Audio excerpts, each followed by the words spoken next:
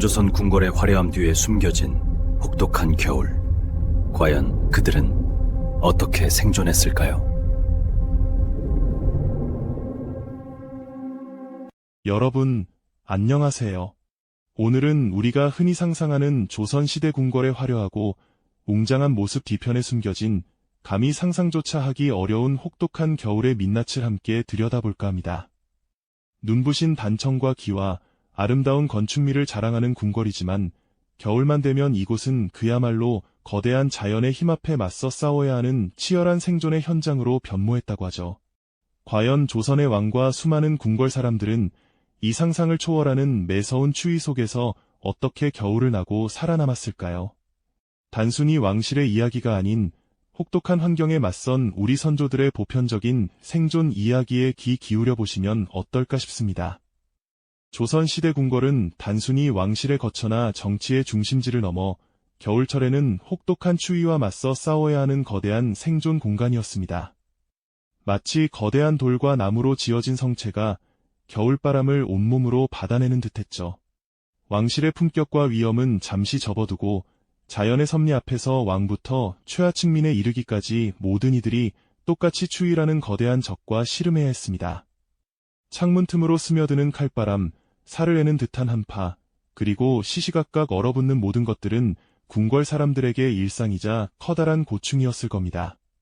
눈보라가 휘몰아치는 궁궐의 전경을 상상해 보십시오. 연못은 꽁꽁 얼어붙고 궁녀나 병사들은 두터운 옷을 껴입고도 덜덜 떨며 자신의 임무를 수행해야 했죠.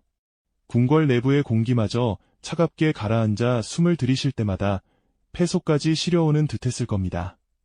이런 배경 속에서 과연 그들은 어떤 지혜를 발휘했을까요? 그렇다면 이 혹독한 추위 속에서 조선의 왕실 사람들은 과연 어떤 방법으로 겨울을 이겨냈을까요? 가장 먼저 떠오르는 건 역시 난방이겠죠. 조선시대 궁궐의 대표적인 난방 방식으로는 온돌과 화로가 있었습니다. 온돌은 아궁이에 불을 지펴 구들장을 데우는 방식으로 바닥 전체에서 따뜻한 기운이 올라와 방안을 훈훈하게 만들어주는 우리 고유의 난방 시스템이었죠. 생각해보면 참으로 과학적이고 효율적인 방식이 아닐 수 없습니다. 하지만 이 온돌에도 분명한 한계가 있었는데요. 바로 엄청난 양의 땔감이 필요했다는 점입니다. 궁궐의 큰 규모와 많은 방을 모두 따뜻하게 데우려면 과연 얼마나 많은 나무와 숯이 불쏘시개로 사라졌을까요? 아궁이에 땔감을 지피는 하인들의 고된 노동은 상상 이상이었을 겁니다. 굴뚝에서는 연기가 끊임없이 피어올랐고 그 연기를 통해 겨울철 궁궐의 난방 규모를 짐작할 수 있었죠. 그럼에도 불구하고 온돌은 주로 왕과 왕비 등 주요 인물이 머무는 침전이나 특정 건물에만 설치되었고 모든 공간을 따뜻하게 유지하기는 불가능했습니다. 온돌방의 따뜻함은 문을 나서는 순간 차가운 복도와 대비되며 더욱 극심한 한기를 느끼게 했을 겁니다. 온돌이 닿지 않는 공간이나 임시로 몸을 녹여야 할 때는 화로가 사용되었는데요. 숯을 담아 옮길 수 있는 화로는 이동이 자유롭고 주변에 모여 앉아 온기를 나눌 수 있다는 장점이 있었습니다. 왕이나 신하들이 화로를 둘러싸고 앉아 추위를 피하는 모습은 당시의 일상적인 풍경이었을 겁니다. 하지만 화로 역시 연탄가스 같은 위험이 있었고 좁은 범위만 데울 수 있어 넓은 공간을 따뜻하게 하기에는 역부족이었죠. 이처럼 온돌과 화로는 당시 기술력의 정점이었지만 겨울철 궁궐의 모든 추위를 완벽하게 막아내지는 못했습니다. 끊임없이 땔감을 지피고 차가운 공기와 싸워야 했던 궁궐 사람들의 노력은 결코 끝나지 않는 싸움처럼 느껴졌을 겁니다. 그들의 겨울은 난방 기술의 한계 속에서 매일매일 이어지는 고군분투의 연속이었던 셈이죠. 자, 궁궐 사람들이 아무리 온돌과 화로로 추위를 막아내려 애썼다 해도 그 한계는 분명했죠. 모든 공간을 완벽하게 데울 수는 없었고 끊임없이 땔감을 지펴야 하는 고단함도 있었으니까요. 그렇다면 이 혹독한 겨울을 나기 위해 그들은 또 어떤 지혜를 발휘했을까요? 난방만으로는 부족했던 궁궐의 겨울, 다음으로 우리가 주목해야 할 것은 바로 몸을 감싸는 의복과 몸속부터 온기를 채우는 음식이었습니다. 궁궐의 겨울나기에서 의복은 단순히 몸을 가리는 것을 넘어 생존을 위한 가장 기본적인 방어막이었죠. 일반 백성들도 그러했겠지만 왕실에서는 좀 더 특별한 방식으로 추위에 맞섰습니다. 가장 대표적인 것이 바로 솜옷이었습니다. 두툼하게 솜을 넣어 만든 옷은 그 어떤 난방기구 못지않게 체온을 붙잡아두는 데 탁월했죠. 여러 겹의 옷을 겹쳐 입는 것은 물론 겉옷 안에 솜을 누벼 넣어 두툼하게 만들었는데요. 그 포근함과 보온성은 현대의 패딩과 비교해도 손색이 없을 정도였을 겁니다. 왕과 왕비는 물론 궁녀들과 내시들, 심지어 궁궐을 지키는 병사들까지 모두 이 솜옷으로 혹한을 견뎌냈습니다. 엄청난 양의 솜과 직물이 필요했기에 겨울이 오기 전부터 많은 인력이 동원되어 솜옷을 만드는 데 진력했을 겁니다. 여기서 한 걸음 더 나아가 왕실의 품격을 보여주면서도 최고의 방한 효과를 자랑했던 것이 바로 모피였습니다. 여우나 담비, 삭 같은 동물들의 가죽으로 만든 모피는 그 자체로 귀한 대접을 받았죠. 부드러우면서도 보온성이 뛰어나 왕과 왕비의 두루마기나 조끼, 모자 등에 사용되었습니다. 특히 왕이 공식 석상에서 입는 옷에는 최고급 모피가 사용되어 이염을 더함과 동시에 혹한 속에서도 왕의 건강을 지켜주는 중요한 역할을 했습니다. 물론 모피는 일반 백성이 쉽게 접할 수 없는 귀한 물품이었기에 왕실의 특별한 지위와 풍요로움을 상징하기도 했습니다. 이처럼 솜옷과 모피는 궁궐 사람들에게 겨울을 나는데 필수적인 방한 용품이자 때로는 신분을 드러내는 상징이 되기도 했던 것이죠. 옷으로 몸을 따뜻하게 감쌌다면 다음으로는 음식으로 몸속 깊은 곳부터 온기를 채우는 지혜를 발휘했습니다. 겨울은 영양 보충과 체력 유지가 무엇보다 중요했던 계절이니까요. 궁궐에서는 왕과 왕비의 건강을 위해 특별한 보양식을 준비했습니다. 따뜻하고 영양가 높은 탕반, 이나 약식, 혹은 각종 한약재를 넣어 달인차 등이 대표적이었을 겁니다. 모락모락 김이 피어오르는 뜨거운 국물 요리는 얼어붙은 몸을 녹이고 기력을 회복하는 데 더없이 좋았겠죠. 꿀이나 대추, 인삼 같은 귀한 재료를 아끼지 않고 사용해 몸을 따뜻하게 하고 면역력을 높이는 데 주력했습니다. 또한 겨울철 식량 비축은 궁궐의 생존에 있어 매우 중요한 과제였습니다. 조선 시대 궁궐의 겨울 풍경을 상상해보면 가장 먼저 떠오르는 것 중 하나가 바로 대규모의 김장이 아닐까요? 수많은 궁녀와 하인들이 동원되어 엄청난 양의 배추와 물을 절이고 양념을 버무려 김장독에 가득 채웠을 겁니다. 김치는 단순한 반찬을 넘어 겨울철 부족하기 쉬운 비타민과 영양소를 공급하는 귀중한 저장식품이었으니까요. 뿐만 아니라 쌀과 같은 주식은 물론 곡물, 건어물, 장류 등 다양한 식재료를 미리미리 준비하고 저장하는 것이 필수적이었습니다. 이러한 식량 비축의 노력 중에서도 특히 흥미로운 것은 바로 석빙고의 존재입니다. 얼음은 여름에만 필요한 것이 아니었죠. 겨울에 얼음을 채취하여 석빙고에 보관해 두었다가 필요할 때 꺼내어 음식물을 신선하게 보관하거나 약재를 만들 때 사용하기도 했습니다. 비록 난방과는 직접적인 관련이 없지만 겨울을 나는 지혜로운 저장 방식의 하나로 볼 수 있을 겁니다. 이렇게 궁궐 사람들은 혹한 속에서도 의복과 음식이라는 두 가지 강력한 무기로 추위와 싸우며 건강을 지켜냈던 것이죠. 하지만 아무리 두껍게 입고 잘 먹는다 해도 궁궐의 공식적인 업무와 일상은 혹한 속에서도 멈출 수 없었습니다. 눈보라가 휘몰아치는 날에도 왕은 정사를 돌봐야 했고 신하들은 상소를 올리며 위견을 개진해야 했으니까요. 그럼에도 불구하고 왕실은 혹독한 겨울을 조금이나마 더 수월하게 날 수 있도록 여러 제도적 장치를 마련했습니다. 예를 들어 왕과 왕비가 추위를 피해 비교적 따뜻하고 아늑한 거처로 옮겨 머무는 피안 역시 겨울을 나는 지혜로운 방법 중 하나였습니다. 모든 공간을 데울 수 없으니 최소한 주요 인물이라도 따뜻한 곳에서 지낼 수 있도록 배려한 것이죠. 또한 동지와 같은 절기풍습은 겨울 생활에 작은 위안과 활력을 불어넣어 주었습니다. 1년 중 밤이 가장 길다는 동지에는 팥죽을 쑤어 먹으며 나쁜 기운을 물리치고 건강을 기원했죠. 궁궐에서도 왕실 가족과 신하들이 팥죽을 나누어 먹으며 한 해의 마지막을 정리하고 다가올 새해를 준비하는 의미 있는 시간을 가졌을 겁니다. 때로는 혹한기에 특정 관리들에게 특별 휴가를 주어 잠시나마 추위에서 벗어나 쉬게 하는 배려도 있었습니다. 이처럼 겨울은 궁궐 사람들의 일상과 업무 방식에 크고 작은 변화를 가져왔지만 그 속에서도 삶의 지혜와 공동체의 배려를 엿볼 수 있었던 시기였던 거죠. 네, 앞서 보셨듯이 궁궐은 단순히 화려하고 웅장한 공간만을 의미하는 것이 아니었습니다. 한 해의 절반 가까이를 맹렬한 추위와 싸워야 했던 그야말로 자연과의 치열한 생존 현장이었죠. 혹독한 계절 앞에서 왕의 권위나 신하들의 지위는 큰 의미가 없었습니다. 모두가 똑같이 살을 애는 듯한 한파에 맞서야 했으니까요. 궁궐의 높은 담장과 겹겹이 쌓인 문들은 외부의 위험을 막아주었지만 차가운 바람과 눈보라는 그 어떤 방벽으로도 완전히 막아낼 수 없는 자연의 섭리였을 겁니다. 이처럼 조선의 궁궐은 거대한 자연 앞에서 결코 전능하지 못했습니다. 화려한 단청 아래에서도 궁궐 사람들은 끊임없이 추위와 싸우며 혹독한 겨울을 견뎌야 했죠.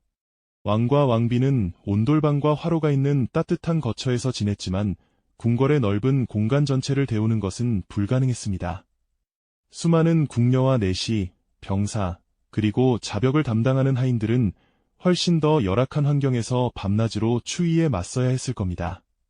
그들의 일상은 살얼음판 위를 걷는 듯 위태롭고 고단했을 터입니다. 하지만 그들은 단순히 추위에 굴복하지 않았습니다. 오히려 그 속에서 놀라운 생존의 지혜를 찾아내고 서로 돕고 의지하며 겨울을 이겨냈죠. 두툼한 속옷을 겹겹이 입고 몸을 따뜻하게 데워주는 보양식을 챙겨 먹는 것은 물론 뜨거운 팥죽으로 나쁜 기운을 물리치고 동지의 의미를 되새기는 풍습은 단순한 유래를 넘어선 삶의 활력이자 정신적인 버팀목이 되었을 겁니다. 추위를 피해 잠시나마 따뜻한 곳으로 거처를 옮기는 피안의 지혜, 그리고 때로는 관리들에게 특별 휴가를 주어 몸과 마음을 쉬게 하는 배려까지, 이 모든 것이 궁궐 사람들이 혹한을 이겨내기 위해 고안해낸 다채로운 생존 전략이었죠. 왕실의 품위를 유지하면서도 동시에 자연의 섭리에 순응하며 겨울을 나는 지혜는 오늘날 우리에게도 깊은 울림을 줍니다. 개인의 안위를 넘어 공동체 전체가 함께 살아남기 위한 노력, 서로를 배려하고 작은 위안을 나누는 모습은 혹독한 환경 속에서도 인간다움을 잃지 않았던 선조들의 강인한 정신을 보여주는 증거가 아닐까요? 이 모든 지혜와 인내, 그리고 공동체의 협력이 더해져 비로소 궁궐은 매년 겨울을 무사히 넘길 수 있었던 겁니다. 궁궐의 겨울은 단순히 춥고 힘든 계절이 아니라 생존을 위한 투쟁과 그 속에서 피어난 인간적인 지혜와 연대감을 보여주는 시간이었습니다. 화려함의 상징인 궁궐조차도 거대한 자연 앞에서는 나약할 수밖에 없었지만 그 안의 사람들은 각자의 방식으로 고난을 헤쳐나가며 삶의 끈을 놓지 않았던 거죠. 왕에서부터 가장 낮은 신분의 사람들에 이르기까지 모두가 추위와 싸우며 살아남기 위해 발버둥쳤던 인간 본연의 모습을 우리는 궁궐의 겨울 풍경 속에서 발견할 수 있습니다. 오늘날 우리는 따뜻한 보금자리에서 한겨울의 칼바람을 걱정 없이 맞이할 수 있습니다. 하지만 이처럼 당연하게 누리는 따뜻함은 수많은 선조들의 고단한 노력과 지혜 위에 세워진 것임을 잊지 말아야 할 것입니다. 혹독한 추위 속에서도 굴하지 않고 삶의 의미를 찾고 서로를 보듬으며 살아갔던 그들의 이야기는 시대를 초월하여 깊은 감동과 경외감을 선사하죠. 자연에 대한 경외심, 그리고 생존을 위한 인간의 끊임없는 노력은 세월이 흘러도 변치 않는 소중한 가치로 우리에게 남아 있습니다. 다음 시간에는 궁궐의 또 다른 계절은 어떤 모습이었을지, 혹은 혹한을 이겨낸 또 다른 숨겨진 지혜는 없었을지 함께 탐험해보는 시간을 가져볼까요? 그때까지 따뜻하고 편안한 하루 보내시길 바랍니다. 우리가 지금까지 엿본 궁궐의 겨울은 그저 고고한 아름다움만을 간직한 공간의 이야기가 아니었습니다. 휘몰아치는 눈보라와 뼛속까지 스며드는 매서운 칼바람 속에서 겉으로 보이는 화려함 뒤에 가려진 처절한 생존의 현장이었음을 우리는 분명히 보았죠. 영하 10도를 웃도는 혹독한 추위는 왕의 어자가 놓인 대전에서부터 궁녀들이 밤을 지새우는 처소, 그리고 궁궐문을 지키는 병사들의 초소에 이르기까지 그 어떤 지위 고하도 가리지 않고 모든 이들에게 공평하게 찾아왔습니다. 차가운 공기는 숨을 들이쉴 때마다 폐부를 찔렀고 얼어붙은 연못만큼이나 냉랭한 궁궐의 기운은 누구도 이 냉혹한 자연의 섭리 앞에서 완전히 자유로울 수 없었음을 웅변하는 듯했습니다.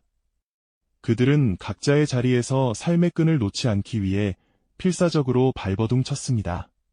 두꺼운 속옷을 껴입고도 온몸을 웅크린 채 업무를 보거나 타는 듯한 갈증에도 불구하고 얼음장 같은 우물물을 길어 올려야 했던 궁인들의 고단한 하루는 상상 이상이었을 겁니다. 뜨거운 온기 한 조각이 간절했던 날들, 얼어붙은 손발을 녹여가며 묵묵히 주어진 소임을 다했던 그들의 모습 속에서 우리는 어떠한 역경에도 굴하지 않는 강인한 인간 본연의 모습을 발견하게 됩니다. 이 모든 혹독한 역경을 이겨내고 매년 겨울을 무사히 넘길 수 있었던 힘은 과연 어디에서 나왔을까요? 아마도 그것은 단순히 최첨단 기술력의 문제가 아니었을 겁니다. 추위를 조금이라도 더 막아내기 위한 기발하고도 섬세한 지혜, 기약 없는 추위 속에서도 희망을 잃지 않았던 오랜 시간의 인내심, 그리고 무엇보다도 서로를 의지하며 함께 난관을 헤쳐나갔던 굳건한 공동체의 협력이 만들어낸 위대한 결과였을 겁니다. 이처럼 궁궐의 겨울은 단순한 계절의 변화를 넘어 생존을 위한 처절한 투쟁이자 그 속에서 빛나는 인간적인 연대감을 보여주는 감동적인 시간이었습니다.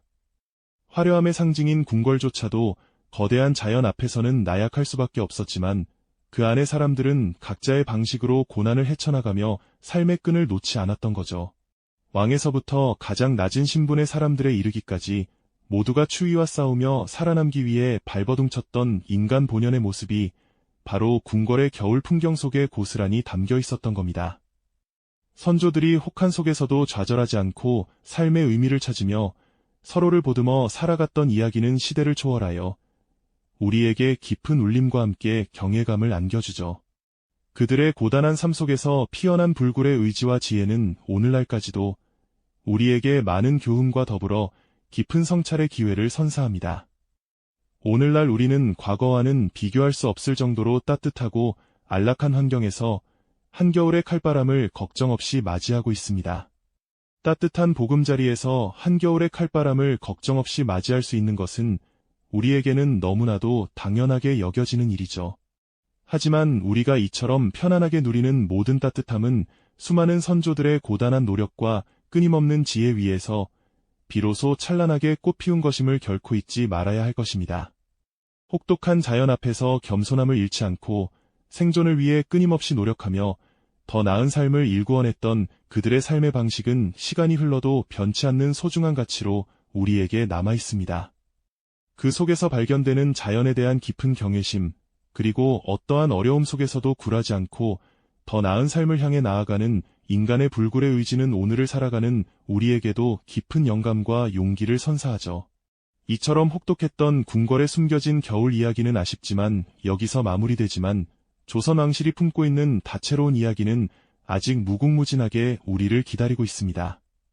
혹독한 추위를 지혜롭게 이겨낸 궁궐 사람들이 과연 다른 계절에는 어떤 모습으로 생활했을지, 봄의 생동감과 여름의 피서, 가을의 풍요로움은 또 어떤 특별한 이야기들을 품고 있을지 궁금해지지 않으시나요? 혹은 우리가 미처 알지 못하는 또 다른 숨겨진 지혜나 흥미로운 궁중 비화는 없을지 함께 탐험해보는 시간을 가져보는 건 어떠실까요? 다음 이야기에서 다시 만날 때까지 따뜻한 온기가 가득한 편안하고 행복한 하루 보내시길 바랍니다. 이 영상이 도움이 되셨다면 좋아요와 구독 부탁드립니다. 여러분의 응원이 제게 큰 힘이 됩니다. 다음 영상에서도 더 유용한 정보를 공유하겠습니다. 감사합니다.